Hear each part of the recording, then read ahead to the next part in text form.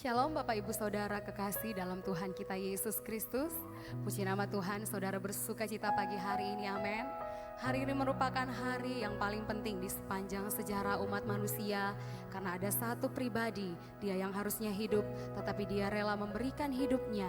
Dia mati di kayu salib supaya kita boleh memperoleh hidup yang kekal.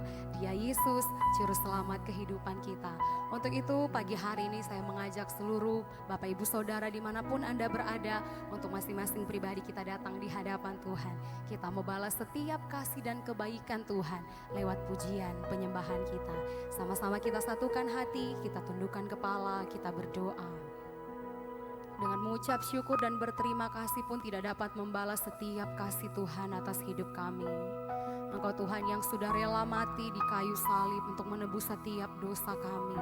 Pagi hari ini Tuhan, biarlah dengan hati yang sungguh kami mau datang di hadapan-Mu.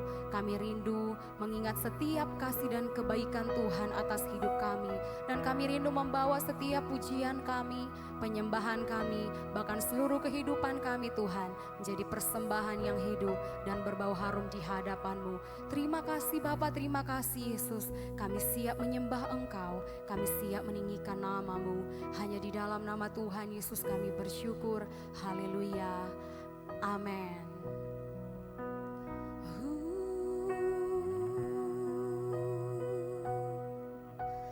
Ingat kasih-Nya,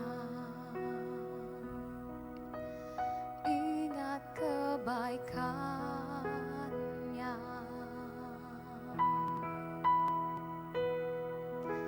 dan anugerah-Nya selamatkanku.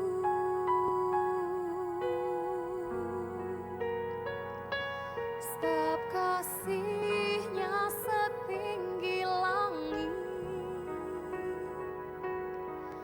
kasih setia Allah pada kita.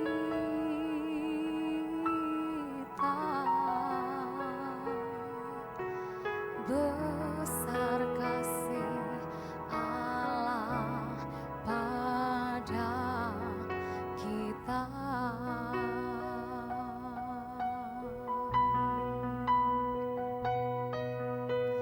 Ku takkan lupa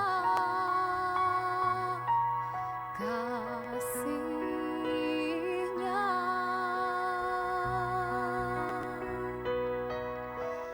Ku takkan lupa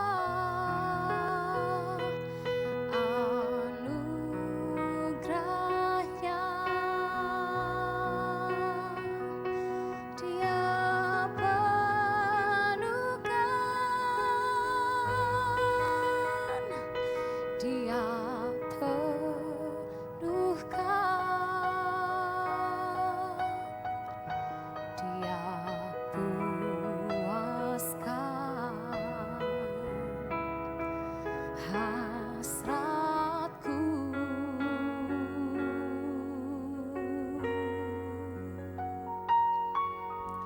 Besar kasih Allah pada kita. Mari dengan penuh kerinduan naikkan pujian ini. Ingat kasih-Nya, ingat kebaikan-Nya,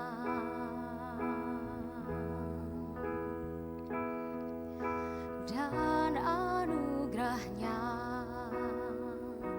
selamatkanku. Sebab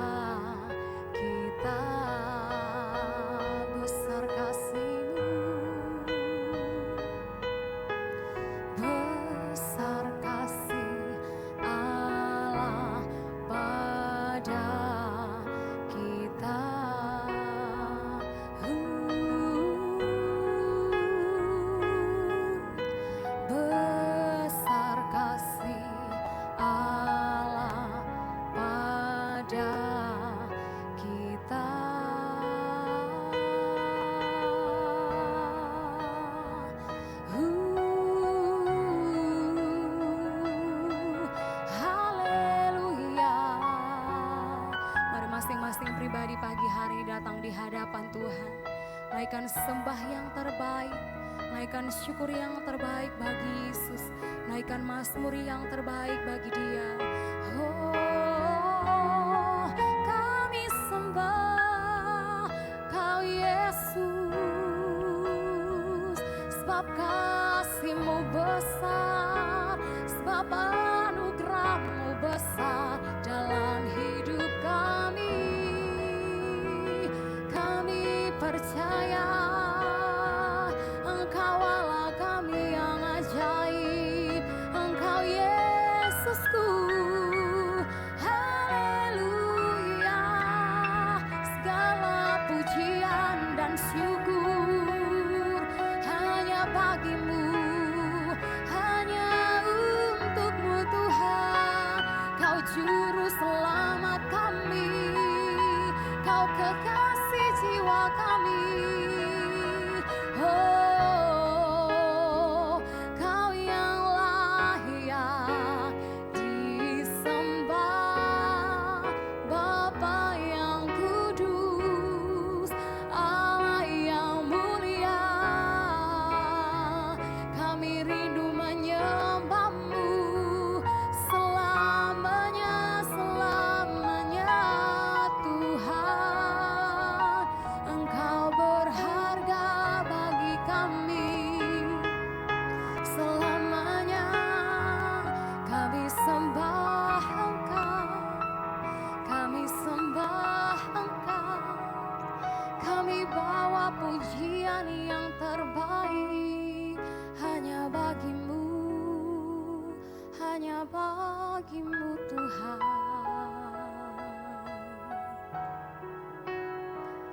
Tidak ada yang dapat menandingi setiap kasih dan kebaikan-Mu atas hidup kami Tuhan. Terima kasih Engkau Tuhan yang menjadi juru selamat kami. Terima kasih Engkau Tuhan yang sudah menebus dosa kami.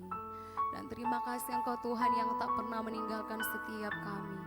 Kasih setia-Mu selalu baru dalam hidup kami. Terima kasih Tuhan, Engkau Tuhan yang membayar setiap kami dengan darah-Mu yang mahal. Terima kasih Bapa, biarlah kami tetap terus menghargai Engkau. Biarlah kami tetap terus mengasihi Engkau.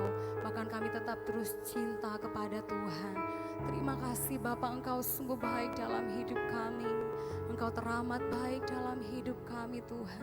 Kiara batakana yara lava shikena yara lava batakana yara lava shikena yara lava batakana. Oleh kuasa darah-Mu, Kau telah tebus dosaku. Kekudusan-Mu melingkupiku. Kasih-Mu mengalir, memuliakan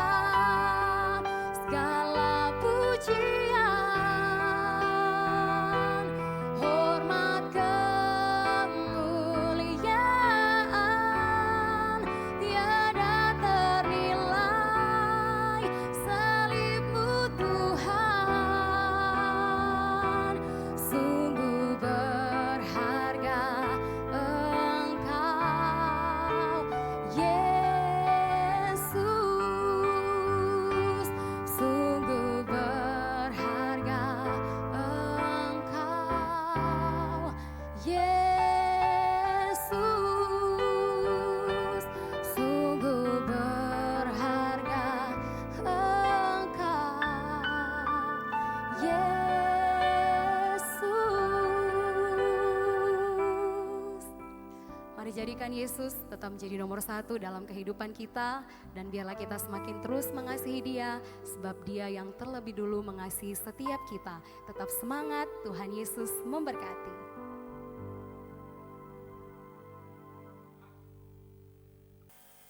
Shalom, selamat pagi saudaraku. Mari sebelum kita mau masuk dalam kebenaran firman Tuhan, kita mau berdoa terlebih dahulu. Bapa dalam surga, dalam nama Yesus, saat ini hamba datang kepadamu Tuhan, hanya oleh kuasa darah-Mu saja, oleh salib-Mu kami diselamatkan.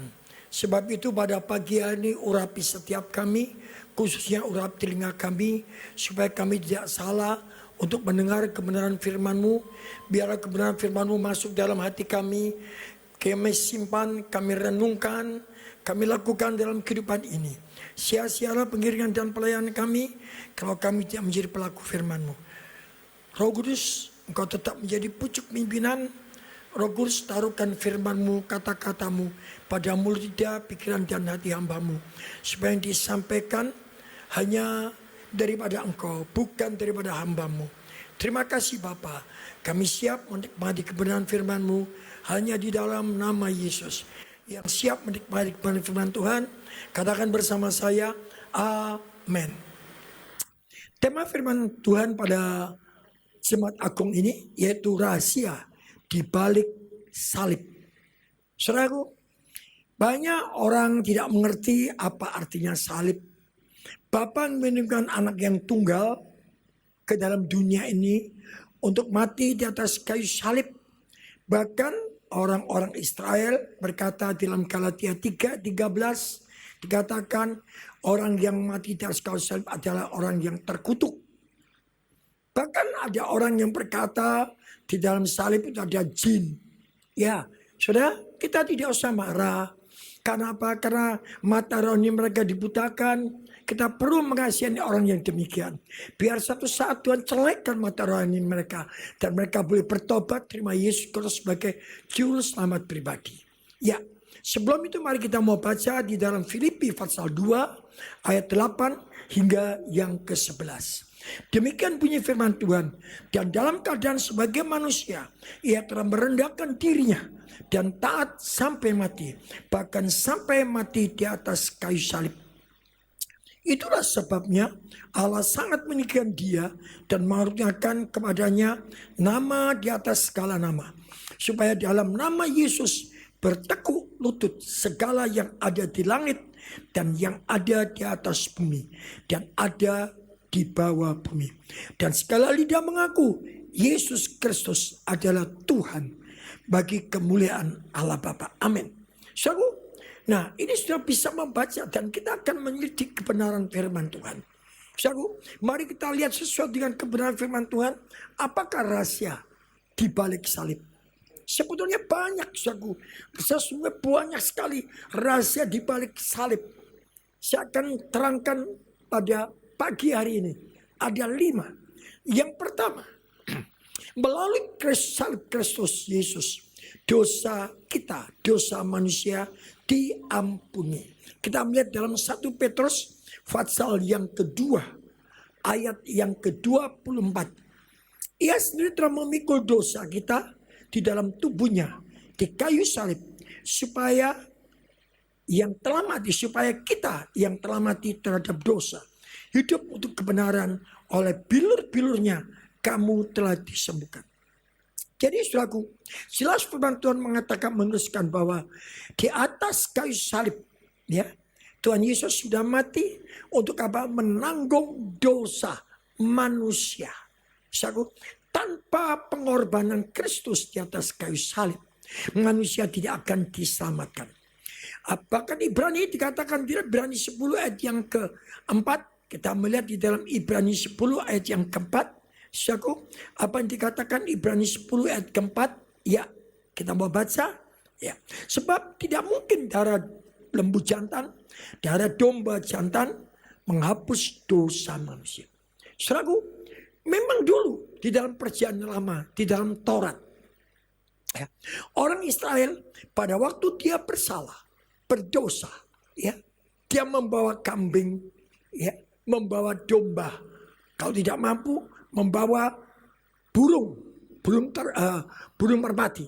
Nah, saudara boleh baca, lihat di dalam Bilangan 29 ayat yang kelima. Ya, saya bisa membaca. Dia datang, ya, untuk apa? Penghapusan dosa. Nah, tetapi Yesus sudah mati sebagai anak domba Allah. Ya, dia sudah mati di atas kayu salib untuk menebus dosa manusia. Jadi dia sudah bayar dengan harga yang tunai. Nah, sebab itu kita sebagai anak Tuhan, kita orang percaya kepada Yesus, kita harus mengerti hal ini.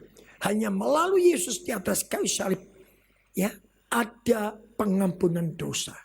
Yang kedua, kita melihat melalui salib Kristus, kita diperdamaikan dengan Bapa di surga. Kita melihat di dalam Kolose pasal 1 ayat yang ke-20 dikatakan demikian. Ya. Dan oleh dialah ia memperdamaikan segala sesuatu dengan dirinya, baik yang ada di bumi maupun yang ada di surga. Sesudah ia mengadakan pendamaian oleh darah salib Kristus. Jadi Tuhan Yesus menjadi pendamai. Ya. Kalau saya baca lagi dalam Bilangan 29 ayat 5 dikatakan mendamaikan dengan korban, ya, dulu. Tetapi Yesus sudah mati di atas kayu salib. Bapa sudah mengirimkan anaknya yang tunggal yang dikasih, mati di atas kayu salib. Untuk apa? Untuk bayar, untuk menghubungkan kembali. Hubungan kita dengan Bapa sudah putus.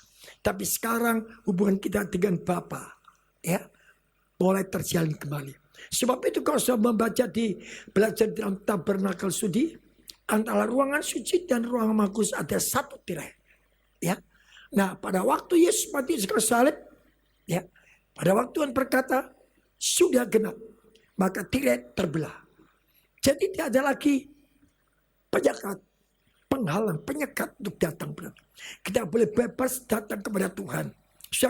Sejak Adam dan Hawa jatuh dalam dosa, hubungan antara manusia dan Bapa di surga telah putus. Tetapi oleh pengorbanan Kristus di atas kayu salib, maka manusia diperdamaikan dengan Bapa di surga.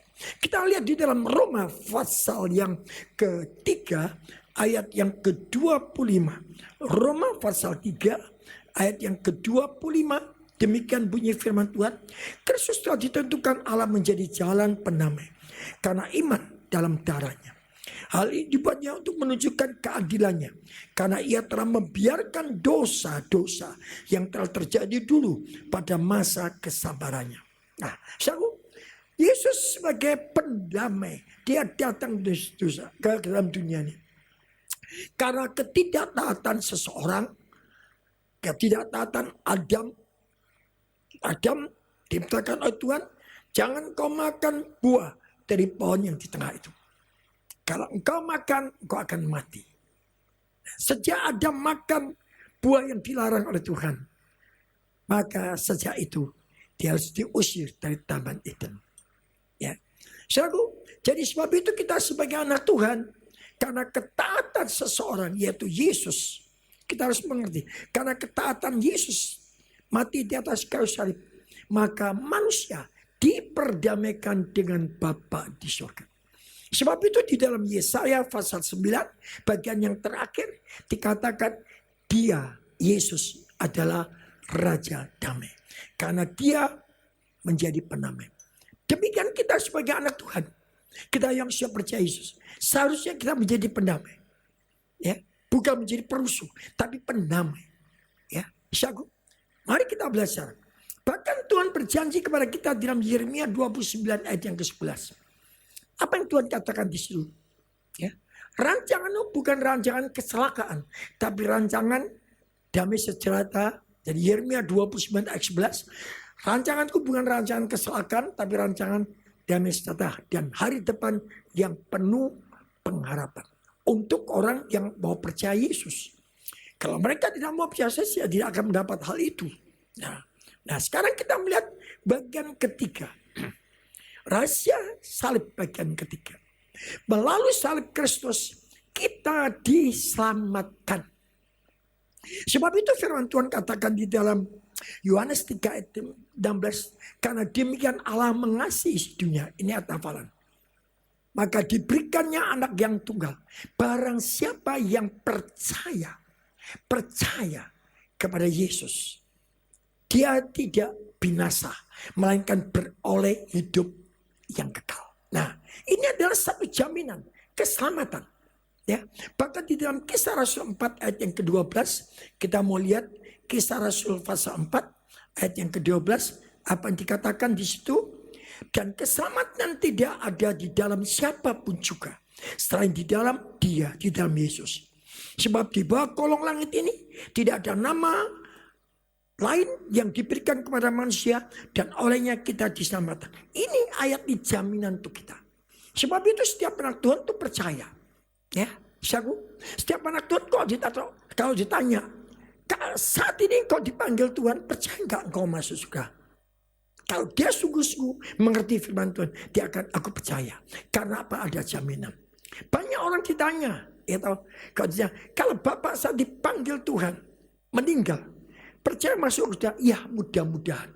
Itu kehendak saya. Jadi tidak ada kepastian. Di dalam Yesus itu ada kepastian.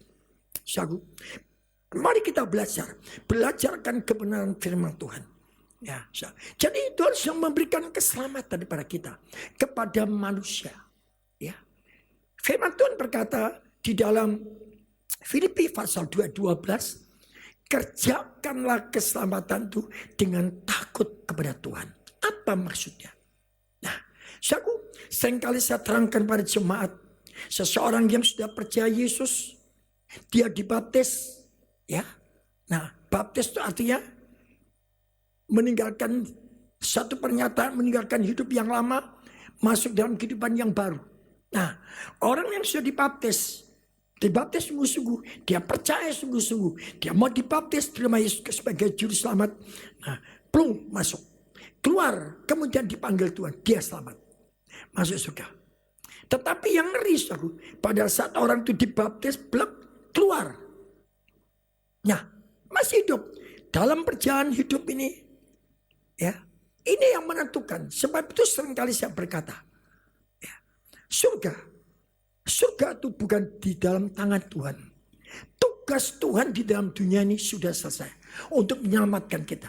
Tapi tugas kita membawa diri kita, mengiring Tuhan. Ya, di dalam penghinaan kita kepada Tuhan, sebab itu dikatakan di dalam Filipi 2:12, kerjakanlah keselamatan itu dengan takut pada Tuhan. Jadi apa maksudnya? Jadi kita mengiring Tuhan, Tuhan sudah berikan rambu-rambu. Apa rambu-rambu? Yaitu firman Tuhan.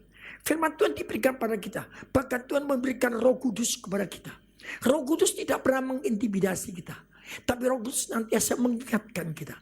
Kalau sudah baca di dalam Yohanes 14, kalau tidak salah ayat ke-27 sudah baca. Roh Kudus mengingatkan. Apa yang sudah kita baca, kita dengar. Ya. Jadi di dalam perjalanan hidup ini, Roh Kudus nantiasa nonton kita. Kalau selama kita mau dituntun Roh Kudus, selama kita mau lakukan firman, ya, pasti pada akhirnya, di end-nya, kita masuk surga. Kenapa demikian? Ada firman yang berkata, Matius 7:21. Bukan orang yang menyebut aku Tuhan, Tuhan. Ya. Bukan setiap orang yang berseru kepada aku Tuhan, Tuhan akan masuk ke dalam kerajaan surga, melainkan dia yang melakukan kehendak Bapakku di surga. Banyak orang berkata Tuhan, Tuhan, Tuhan. Tapi bukan jaminan. Tapi firman Tuhan berkata melakukan kehendak Bapakku. Nah, jadi selama sudah hidup dalam dunia ini, kalau sudah berjalan dalam dunia ini, melampaui dunia ini, tantang hidup dan segala macam, demi hari, minggu demi minggu, bulan demi bulan, tahun demi tahun kita lampaui. Tapi kita senantiasa menjadi pelaku firman Tuhan. Dengan tuntunan Roh Kudus, saya yakin dan percaya. Satu saat kita dipanggil Tuhan, kita pasti masuk surga. Jadi kalau dia berkata, surga itu bukan di dalam tangan Tuhan. Di dalam tangan kita. Jadi sekalipun orang itu percaya Yesus sudah dibaptis, keluar pun, tetapi dia tidak melakukan firman. Ya, jangan harap masuk surga. Nah, bukan jaminan. Berkata, oh seorang pendeta pendeta muda, pendeta pembantu, penginjil, pelayan Tuhan masuk surga. Tidak. Tapi mereka yang melakukan kehendak Bapa, yaitu firman Tuhan, kehendak Bapa. Perhatikan saudara. Jadi mari kita belajar tentang hal ini. Ya. Yang keempat kita melihat melalui salib Kristus kita diberkati. Nah, kita mau lihat di dalam 2 Korintus pasal 8 ayat yang ke-9. 2 Korintus pasal 8 ayat yang ke-9. Ya. Kita mau lihat 2 Korintus 8 ayat yang ke-9. Ya. Karena kamu telah mengenal kasih karunia Tuhan kita Yesus Kristus, bahwa Ia yang oleh karena kamu menjadi miskin, sekalipun Ia kaya, supaya kamu menjadi kaya oleh karena kemiskinannya. Itulah. Jadi Tuhan melalui salib Kristus, Dia mau turun dari surga ke dalam dunia ini, menjadi miskin. Supaya apa? Kita anak Tuhan diberkati. Yesus yang pemilik surga, Dia mau datang ke dalam dunia. Ya, bukan saja menyelamatkan kita, bukan saja memperdamaikan, tapi Dia juga membuat kita diberkati. Tapi Tuhan inginkan hati kita bukan pada berkat, tapi hati kita tetap kepada Tuhan. Nah, bahkan firman Tuhan katakan di dalam 1 Timotius pasal 6 ayat yang ke-9. Apa dikatakan? 1 Timotius 6 ayat yang ke-9. Ya, kita melihat. Tetapi mereka yang ingin kaya terjatuh ke dalam pencobaan, ke dalam jerat, dan ke dalam berbagai nafsu yang hampa dan mencelakakan, yang menenggelamkan manusia ke dalam keruntuhan dan kebinasaan. Seringkali manusia mau ingin jadi kaya, tapi bukan berharap pada Tuhan, bukan melakukan firman, tapi mereka dengan kekuatan, kemampuan, segala macam cara dipakai, korupsi dan sebagainya, dipakai semua. Pokok aku kaya. Mereka tidak mengerti bahwa satu kali kalau kita dipanggil Tuhan, semua ditinggal. Apalagi dalam keadaan sekarang ini dengan virus COVID-19. Orang yang meninggal kaya sekalipun, sampai keluarganya tidak bisa mengikuti di dalam pemakanan, hanya sopirnya yang diajak. Kaya. Apa artinya semua ini? Bahkan seorang pengacara kondang, ya saya tahu, saya lupa namanya ya. Nah, dia punya tidak ada artinya. Yang penting itu kesehatan. Ya, benar, bukan kesehatan saja. Yang penting itu keselamatan. Mari kita belajar. Bahkan di dalam Amsal 28 ayat 20, ya, kita lihat Amsal 28 ayat yang ke-20 apa dikatakan? Amsal 28 ayat 20. Orang yang dapat dipercaya mendapatkan banyak berkat, tetapi orang yang ingin menjadi kaya tidak luput dari hukuman. Ya, kalau kita sebagai anak Tuhan, kita dipercaya, kita diberkati, kita bisa dipercaya. Kejujuran, ya, mungkin punya kedudukan jujur, pasti Tuhan berkati. Tetapi orang yang ingin jadi kaya, dengan kedudukan dia korupsi dan sebagainya, akhirnya apa terjadi? Dikatakan firman Tuhan, tidak luput akan hukuman, tidak luput dari hukuman. Ya. Mari kita belajar. Bahkan Amsal pasal 30 ayat 8 hingga yang ke-9. Kita melihat Amsal 30 ayat 8 hingga ke-9 apa yang dikatakan? Ya, jauhkanlah daripadaku kecurangan dan kebohongan. Jangan berikan kepadaku kemiskinan atau kekayaan. Biarkanlah aku menikmati makanan yang menjadi bagianku. Supaya kalau aku kenyang, aku tidak menyangkalmu, tidak menyangkal Tuhan. Dan berkata, siapa Tuhan itu? Atau kalau aku miskin, aku mencuri dan mencembarkan nama Allahku. Saudaraku, ini Amsal, Soleman menulis dalam Amsal 38. Dia mengerti rahasianya, orang diberkati. Ya. Amsal berkata, jangan beri aku terlalu kaya, jangan diberi aku terlalu miskin.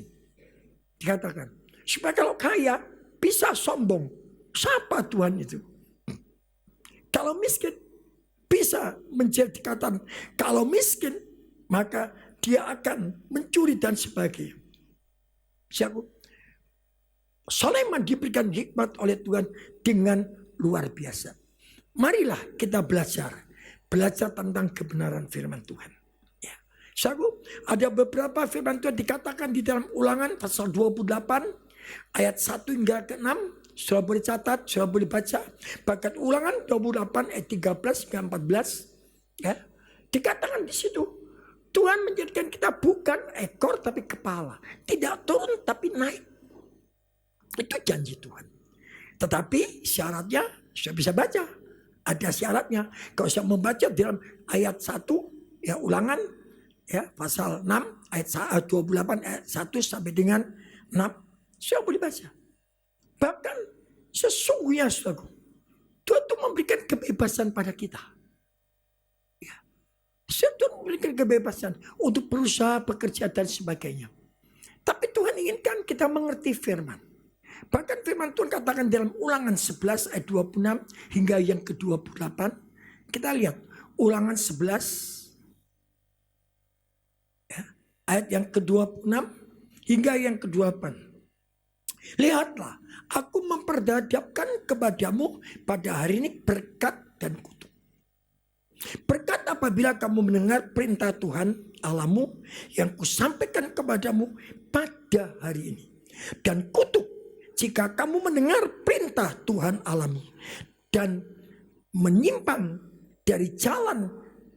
Saya ulang nih. Dan kutuk jika kamu tidak mendengar perintah Tuhan Allahmu dan menyimpang dari jalan yang kuperintahkan kepadamu pada hari ini dengan mengikut Allah lain yang tidak kamu kenal. Nah, jadi tentang berkat dan kutuk Tuhan perhadapkan. Tapi keputusan bukan di dalam tangan Tuhan. Jadi maksudnya pada 3 ayat tidak lain bahwa berkat atau tidak itu di dalam tangan kita. Memang jangan lupa firman Tuhan berkata orang yang tidak bekerja janganlah dia makan. Ya. Tetapi ada firman Tuhan katakan di dalam Mazmur 127 ayat yang kedua, ya, Tuhan memberkati orang yang dikasihnya pada waktu tidur. Bukan berarti malas, ada penyerahan. Mari kita belajar tentang ini. Jadi berkat atau kutuk di dalam tangan kita. Kalau kita mau diberkati, nah mari kita lakukan firman. Sebenarnya di dalam kitab Ulangan saya berkata, kalau kita melakukan, bukan siapa, tapi melakukan firman Tuhan. Ya, kita hidup benar di hadapan Tuhan. Saya percaya saudara pasti diberkati Tuhan. Yang suka katakan amin. Melalui salib yang kelima, yang terakhir, melalui salib kita disembuhkan. Ya, kita lihat dalam Yesaya pasal 53. Kita melihat Yesaya 53. Ya. Ayat yang keempat dan yang kelima. Tetapi sesungguhnya penyakit kita lah yang ditanggungnya dan kesengsaraan kita yang dipikulnya. Padahal kita mengira dia kena tulah, dipukul dan ditindas Allah. Tetapi dia tertikam oleh karena pemberontakan kita. Dia diremukkan oleh karena kejahatan kita. Ganjaran yang mendatangkan keselamatan bagi kita ditimpakan kepadanya. Dan oleh bilur-bilurnya kita menjadi sembuh. Jadi melalui salib Kristus, sebelum Yesus mati di atas kayu salib, dia dicemeti. Tubuhnya berlumuran darah. Ada bilur-bilur. Nah, firman Tuhan, bilur-bilur Kristus itu menyembuhkan saya dan saudara. Ya, kalau kita mengerti dalam hal ini, bahkan ada dikatakan juga Yesus ada Jehovah Rafa. Dia Allah yang menyembuhkan. Kalau kita percaya. Seringkali kita ragu-ragu, seringkali kita bimbang dalam menghadapi situasi seperti ini, pandemi, COVID-19. Tidak usah takut, saudaraku. Kalau kita hidup benar di hadapan Tuhan, kita percaya darah Yesus melindungi kita. Ya, darah Yesus melindungi, mengcovering hidup sekeluarga kita. Api Tuhan melindungi, mengcovering semua keluarga kita. Tapi dengan catatan tadi dikatakan, tinggal tenang dan percaya. Menurut peraturan pemerintah, kita tidak perlu keluar, kita di dalam rumah, kita banyak tingkatkan jam doa kita. Saudaraku, mari kita belajar kebenaran firman Tuhan. Bahkan Tuhan itu sangat mengasihi manusia. Ya, saudaraku, kita sangat dikasihi oleh Tuhan. Ya, kita lihat di dalam Ibrani 2:16 Apa dikatakan? Ibrani pasal 2 yang ke-16. Ya. Ya. Sebab sesungguhnya bukan malaikat-malaikat yang ia kasihani, tetapi keturunan Abraham dan ia kasihani. Kita termasuk keturunan daripada Abraham. Kalau kita urutkan semua, ya, kita yang dikasihani, bukan malaikat. Malaikat itu salah, langsung dihukum. Kalau manusia salah, bertobat Tuhan ampuni. Nah, sebab itu dikatakan, melalui salib Yesus kita diampuni. Kalau saudara percaya. Sebab itu, mari kita akan menghormati pengorbanan Kristus di atas kayu salib. Amin. Kita mau tundukkan kepala. Bapa dalam surga, dalam nama Yesus, hamba sudah sampaikan apa yang kau taruh dalam mulut, pikiran dan hati hambamu. Hamba terbatas, tapi kami percaya Roh Kudus Engkau tidak pernah terbatas. Engkau akan jabarkan lebih jelas lagi, lebih mendetail lagi kepada kami. Selama dengan masa ini, kami boleh lebih lagi menyelidiki firman Tuhan. Kami boleh lagi belajar, supaya kami boleh mengerti, dan kami tidak goyah. Kami percaya Tuhan, salib-Mu berkuasa mengampuni kami. Salib-Mu berkuasa menyembuhkan kami. Salib-Mu berkuasa menyelamatkan kami, memberkati kami, bahkan memulihkan kami Tuhan. Kami percaya Tuhan, itu yang sedang Kau lakukan untuk kami. Terima kasih Bapa, terima kasih. Kalau sebentar kami akan mengikuti perjamuan kudus. Kuduskan para pelayan-Mu yang ambil bagian. Kuduskan. Kami ingat akan pengorbanan-Ku di atas kayu salib. Kalau Engkau sudah berkorban di atas kayu salib, masakan Kau biarkan kami terpuruk? Tidak mungkin. Masakan Kau tidak menolong kami? Tidak mungkin. Engkau pasti menolong kami. Yang siap mau dikemati bersaudara dengan tubuh dan darah Tuhan, katakan bersama saya, amin.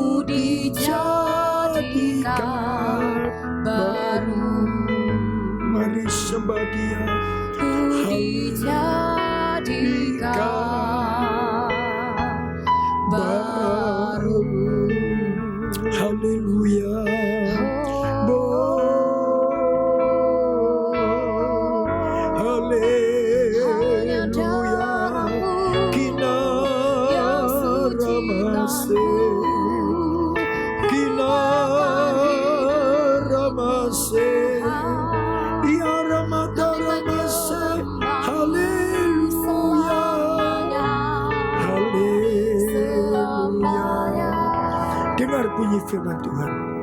Sebab apa yang telah aku teruskan kepadamu telah aku terima dari Tuhan, bahwa Tuhan Yesus pada malam waktu Ia diserahkan mengambil roti, dan suatu yang mengucapkan syukur atasnya, yang memecah-mecahkan. Mari kita pecah-pecahkan dan berkata, inilah tubuhku yang diserahkan bagi kami. Perbuatlah ini menjadi peringatan akan aku. Orang mata karamasi, bukankah roti yang sudah kita angkat dan kita pecah-pecahkan adalah persekutuan dengan tubuh Kristus? Yang percaya katakan amin. Mari kita makan bersama-sama dalam nama Yesus.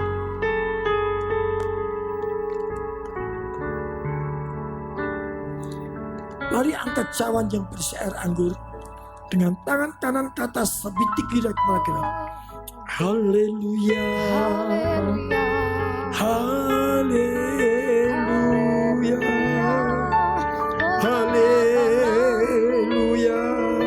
Oh, haleluya, haleluya, haleluya. Demikian juga yang mengambil cawan sudah makan, lalu berkata, cawan ini adalah perjanjian baru yang dimeteraikan oleh darahku. Perbuatlah ini setiap kali kamu meminumnya, menjadi peringatan akan aku. Sebab setiap kali kamu makan roti ini dan minum dari cawan ini, kamu memberitakan kematian Tuhan sampai ia datang kembali. Bukankah cawan pengucapan syukur yang sudah kita angkat dan di dalamnya berisi air anggur adalah persekutuan dengan darah Yesus? Yang percaya katakan amin. Mari kita minum bersama-sama dalam nama Yesus.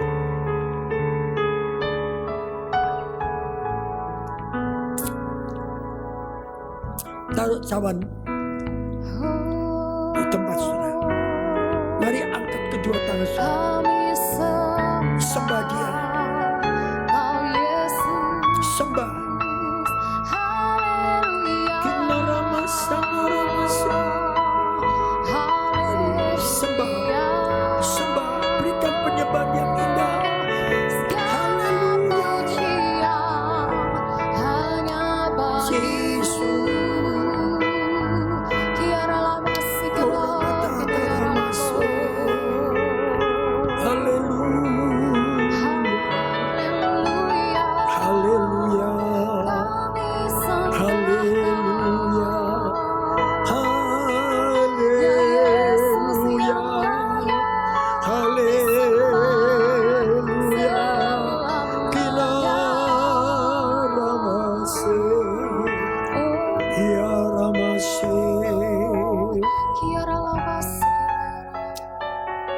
Tenang saudara, ikuti kata-kata saya. Kalau engkau mau, dalam nama Yesus, dalam nama Yesus, dalam nama Yesus, katakan kepada jiwamu, tunjuk dirimu. Hai jiwaku, percayalah, Roh Kudus yang ada di dalam engkau sanggup menopang engkau, memampukan engkau tetap teguh di dalam Tuhan. Percayalah, Roh Kudus akan memberikan pengertian lebih jelas lagi mengenai salib Kristus. Sebab itu, kalau kita sudah terima Yesus sebagai Juru Selamat, sekali Yesus tetap selama-lama Yesus. Karena Dia adalah jaminan hidup kita. Percayalah, Roh Kudus tidak pernah tinggalkan kita. Roh Kudus sanggup menolong kita. Roh Kudus sanggup berbuat mujizat bagi kita, asalkan kita percaya. Dalam nama Yesus, yang percaya katakan bersama saya, amin. Beri kemuliaan buat Tuhan. Bagimu Tuhan segala pujian, hormat kemuliaan tiada ternilai. Salibmu Tuhan sungguh berharga. Engkau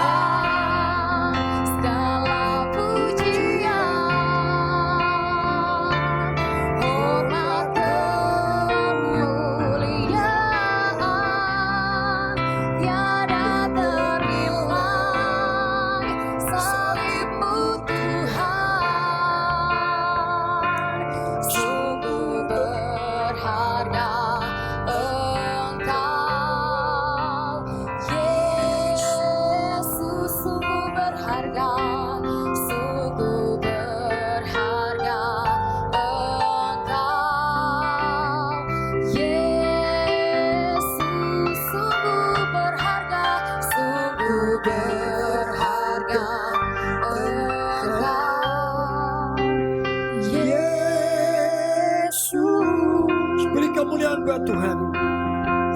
Mari kita mau tundukkan kepala. Terima kasih Bapa, terima kasih Yesus, terima kasih Roh Kudus. Engkau begitu baik. Kalau pada pagi hari ini, Tuhan, anak-anak boleh mendengarkan firman-Mu, sekalipun melalui streaming. Tapi kami percaya firman-Mu berkuasa, mencelekkan mata rohani kami. Firman-Mu Tuhan memberikan kepada kami pengertian yang lebih dalam lagi. Supaya kami tidak mengabaikan akan salib Kristus. Terima kasih Bapa, terima kasih. Sebentar jemaat Tuhan kembali ke rumah masing-masing. Tuhan kirim malaikat menghal perjalanan kami. Bahkan jemaat-Mu yang sudah mendengar streaming pada pagi hari ini. Tuhan Kau memberkati mereka semuanya. Engkau memberkati usaha pekerjaan mereka. Engkau jadikan mereka berhasil tidak menjadi ekor tapi jadi kepala. Tidak turun tapi naik. Terima kasih Bapa. Sebab itu pada pagi hari ini mari saya ajak saudara yang percaya. Engkau angkat kedua tanganmu. Jangan tunduk tapi tengadah ke atas. Kita mau berdoa. Bapa dalam surga, dalam nama Yesus, kuduskan hamba-Mu. Kuduskan tangan hamba-Mu. Saat ini Bapa angkat tangan ke hadapan hadirat-Mu untuk menerima berkat daripada Engkau dan untuk memberkati anak-anak-Mu, jemaat-Mu yang sudah mendengar kebenaran firman-Mu sekalipun melalui streaming. Kami percaya Engkau tetap menyertai, melindungi, memberkati, bahkan Engkau jadikan mereka bukan ekor tapi kepala. Tidak turun tapi naik. Apa yang dia mereka kerjakan pasti diberkati. Apa yang mereka kerjakan pasti berhasil. Asalkan mereka menjadi pelaku firman Tuhan. Lebih lagi menyintai Tuhan. Belajar dipegakkan tuntunan Roh Kudus. Hidup dalam kekudusan. Dan tidak meremehkan firman Tuhan. Diberkatilah rumah tanggamu. Diberkatilah pernikahanmu. Diberkatilah anak cucumu. Baik yang sekolah, baik yang sudah bekerja. Diberkatilah kandunganmu. Diberkatilah tubuhmu dengan tubuh yang sehat. Diberkatilah bakulmu. Diberkatilah ekonomimu. Diberkatilah bisnismu. Diberkatilah profesimu. Diberkatilah pada waktu engkau masuk dan keluar. Mulai saat ini sampai selama-lamanya. Asalkan engkau menjadi pelaku firman Tuhan. Sungguh-sungguh makin menyintai Tuhan. Dan belajar peka akan tuntunan Roh Kudus. Hidup di dalam kekudusan. Dan tidak meremehkan firman Tuhan. Dalam nama Yesus. Saudara yang percaya. Diberkati Tuhan. Katakan bersama saya. Amin. Beri kemuliaan buat Tuhan.